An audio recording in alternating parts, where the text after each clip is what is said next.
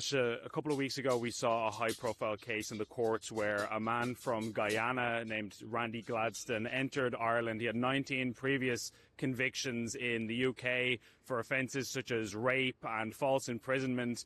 And then within a few days of his arrival here, he engaged in the same behaviour, and he was just convicted for that and sentenced to 10 years in prison. And the question which this naturally led to for many people is, how was an individual who had a known record of serious crimes in our neighbouring jurisdiction allowed into the country, particularly given that he wasn't an EU citizen? I'm wondering, how does this happen in the context of vetting and so on?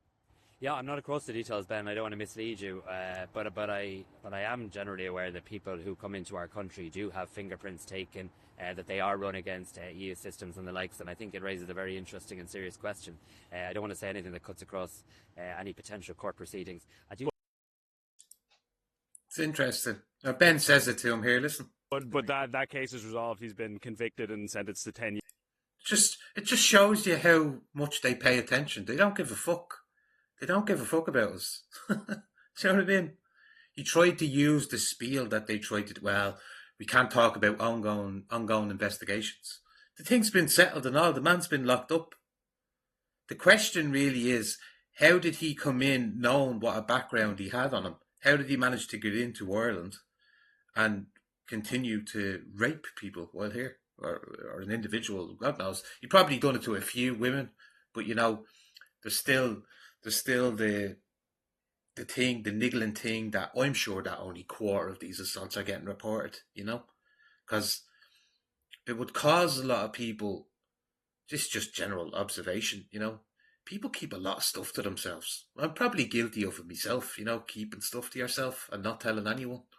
So imagine when something traumatic like that happens to most of these girls, that they don't say anything, you know, and plus, with how much all these government officials push one side of the narrative, you know, that's kind of ostracizing the women when you think about it, you know. You can't say anything bad about these people because, you know, they're all coming over here and they're working and they're great for the great for the economy and, you know, things like this. That all adds to women not speaking up, you know. Let's continue. Years, but in the Irish, any further legal actions, so I'm just being cautious in relation to that. But I take the point you make in relation to the importance of having full information in relation to everyone who comes into this country. I do remember being out visiting Dublin Airport and others, and being made aware of the systems that people go through in terms of their fingerprints being taken and databases that their records are run through. And I do think, as the EU asylum pact comes in, I do think that offers a very important way forward in terms of the sharing of more information. But do you not think it's a huge problem that instances like this are happening? You know, again, this was a very high-profile case. It generated a lot of discussion on social media, and we're told things like what you just told me, that, oh, there's systems in place, we take people's fingerprints and so on, and then the Irish public open the media and they look at the newspaper and they see that people are being let into the country who have heinous convictions in our neighbouring jurisdiction. I mean, I would have thought that if there were robust systems in place, they would have caught this guy and people like him, because, of course, this is not the only case that we've seen like this. No, I fully accept that does cause concern for people in this country, because obviously we want all our systems to be absolutely robust. It is important that the systems that I believe are in place and that I've told are in place absolutely work and stand up to scrutiny. I take seriously the point that you make without truthfully being across all of the details in relation to that then. But the overwhelming majority of people who come to this country come here and are fine, upstanding individuals. He's lying. He's lying again. People in Ireland know he is. But for people outside of Ireland, the man is just a walking lie. They're not checking these people.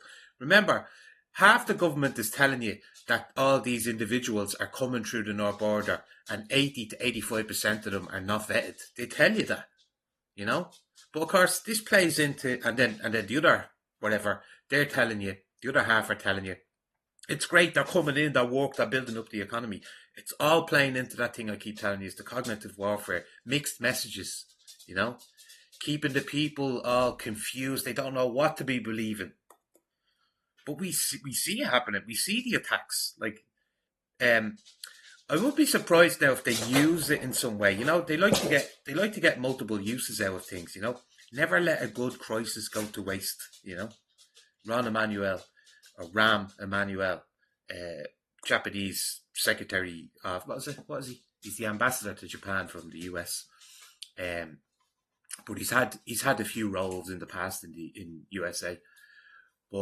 And he said this after 9/11, never let a good crisis go to waste. That's what these will do with this. What they'll do is, right, well then, all right, well, if you want it, then we'll just have to scrutinise people, even if it doesn't matter now. We can't differentiate between foreigners and natives. You'll all be like fucking body scanned and everything when you come through airports, things like that. They'll get something out of it. Trust, mark my words. They're going to get something out of it. They'll flip it, make everyone's attention go away from the fact that, you know, you can't link immigration with crime. They want to drive that sort of, put it back in the shadows and bring forward a positive light. Like, well, you've asked for this. So yeah, we're going to have fucking TSA soldiers, TSA officials in the airport, in Dublin Airport. And what's the bet for foreign lads? Huh?